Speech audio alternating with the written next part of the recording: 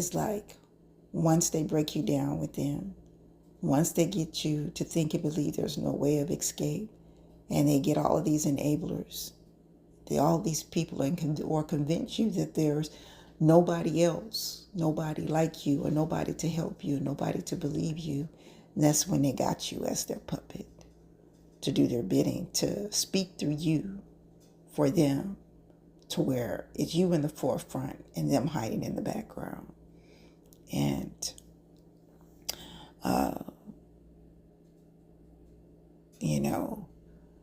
it's kind of like almost what Elijah, it's almost kind of like what Jezebel tried to do to Elijah, break him down. And to a certain extent, she almost did, with him running, with him hiding in a cave. And God had to go get him. But I don't understand that either. God went and got Elijah out of the cave and brought him back and dealt with Jezebel. And just like Pharaoh with the children of Israel, God went and got the children of Israel and dealt with Pharaoh and his abuse towards them.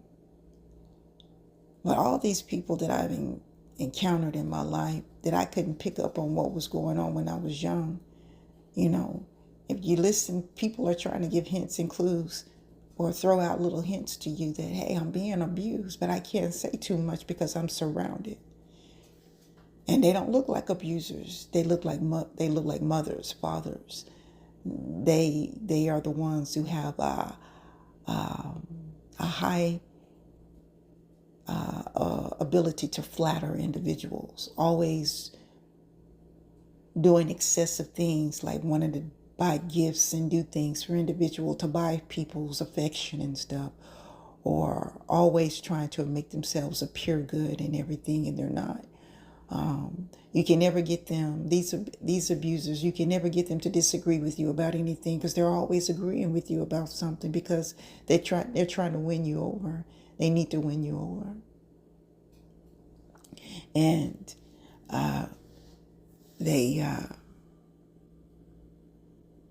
they're very good actors. And sadly, we don't have a world or individuals with the capability or the mindset to inquire of the Lord like King David or many other individuals in the Old Testament, more so the Old Testament. But people are speaking every day in silent ways, trying to communicate to you on being abused. Yeah, it looks, and I remember a certain minister said, don't let the good times fool you. And when I first heard it, I didn't quite get what it didn't write that, and all his sermon that he was speaking on with that. That's the only thing that stuck with me. But I didn't quite get what he was saying at the time until later on in my life. But no, you can't let the good times fool you. Don't allow these people who act like they're having a good time, that their life is fun and stuff. They show you two versions. And I've learned that when you see individuals, it's usually come in twos or more. They'll pretend and they'll do it in front of you like all is well, they're having a good time. And that's them trying to reel you in. That's their bait on trying to get you in, get their claws in you. But if you watch close enough and you don't interact, you'll see another side of them. Example in my own life, they'll start cursing, or they'll try to put guilt trips on you, or they'll make it seem like you're mean, or they'll make it seem like you're uppity, or they'll make it seem like it's you that's in the wrong because you don't want to talk to anybody, or they'll make it seem like, and it's always a back and forth thing, because they're trying so hard to claw you in, to get their hooks in you. So it kind of leaves you a little bit confused because you keep seeing two different or several or multiple personalities with them, with a certain abusive individual. And it kind of leaves you with confusion. You have to remember God is not the author of confusion. And so many people go unhurt in this world. So many people die in this world because the abuse that goes unheard,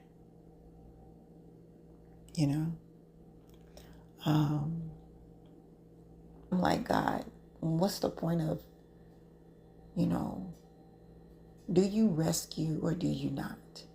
Do you throw down or do you not? You know, if you read the Old Testament, God always, there's several scriptures where you hear God saying that God threw down. And I was like, God, you know, do you rescue your own or do you not? Because this world, these abusers, there are people dying at the hand of individuals who look like they're family and they're not, who look like they are supporters and are not, who look like they're friends and they're not, and they're cults. They're shadows constantly following you, making sure you don't get out of line, that they keep you in your place, that nobody believes you, that you don't escape. And sadly, they tend to collaborate with other abusers to join in. And these other abusers can be medical facilities, doctors and stuff who treat you insignificant and everything. There's something is which what I'm going through now. This can be, you know, places like DHS, places like any place, police, any place that you would feel like you should be able to go for help. You should be able to present valid information.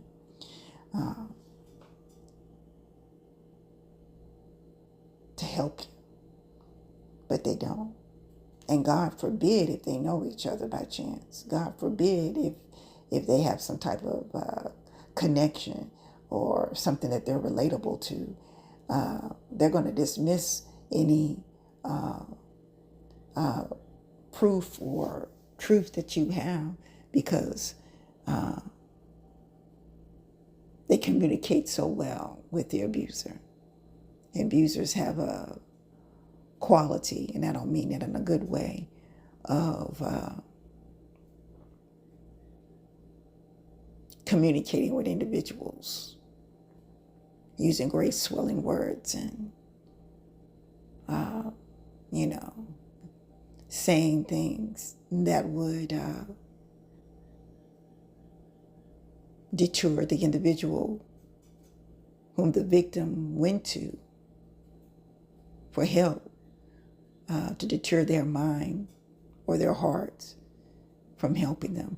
I know there are several scriptures in the Bible and that talks about how, you know, there were certain individuals who turned the heart of Israel from God, you know. Or they would be scriptures that say they turned their backs but not their faces. And again, nothing new under the sun is still happening today.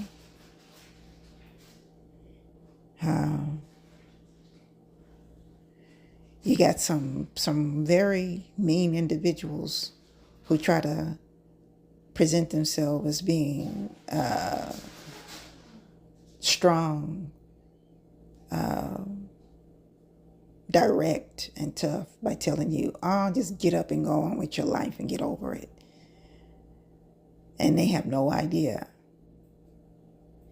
But you have to remember the children of Israel tried to get up and go on. And look what they had to deal with. You have to remember King David had to get up and go on. But look at all the obstacles he had to deal with his son Absalom, with Saul, and many other individuals who were after him. If, you know, and you can go on and on. But if God hadn't intervened in their lives because of that,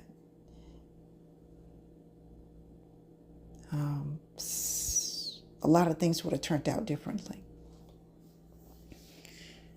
And when I look at what's going on today, and even in my own life, where you're trying to tell people and you're trying to get people to say, hey, these people are hunting me down. These people are gaslighting me. These people are abusing me. And you're applauding them just because they have a title in front of their name. You're applauding them just because they can speak so eloquently, or just because they can flatter you and make you feel good about you in an area that you feel low about yourself. These people are abusing me. And even if you don't believe, could you at least take the time to inquire of the Lord and let him tell you, instead of taking the advice of numbers? Because numbers don't mean anything to God. And if you read the Word of God, he always used less than more. And this is me saying this. And less is more in God's eyes.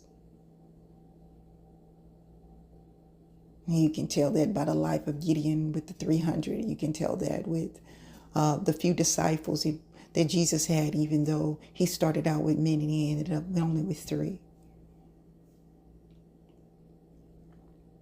So it's not the numbers. Satan has numbers. You know, I find it kind of interesting how Satan tried to exalt himself, but Jesus came off his throne and came down. He came down. Satan tries to go up. Jesus came down. Satan tries to use appearance and wealth. Jesus used the opposite.